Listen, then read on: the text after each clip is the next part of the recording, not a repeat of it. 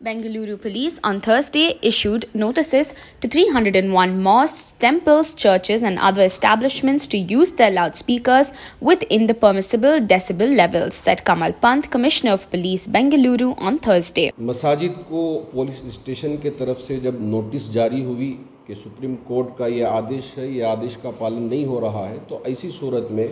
हज़रात उलमा और तंजीमों के सरबराहों ने मिलकर एक डिवाइस तैयार किया है जो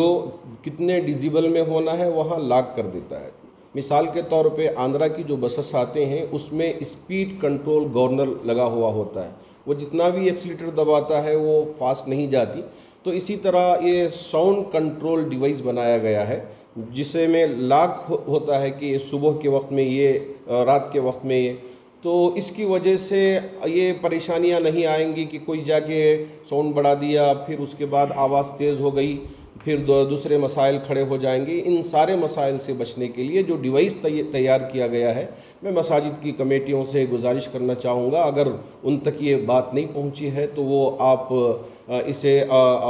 जितना जल्द हो सके उतना जल्द इसे लगाने की फ़िक्र करें। और हमारा एक नौजवान सबील है जो यूनाइटेड इलेक्ट्रॉनिक के नाम से उन्होंने इस कंपनी को बनाया है, तो उनका भी मैं नंबर इंशाअल्लाह आपके सामने आपकी स्क्रीन पर इसको जारी करवाएंगे, तो आप उनसे रब्ता करके जल्द अज जल्द इस डिवाइस को अपने अपने मसाजिद में लगाने की फ़िक्र फरमाएं।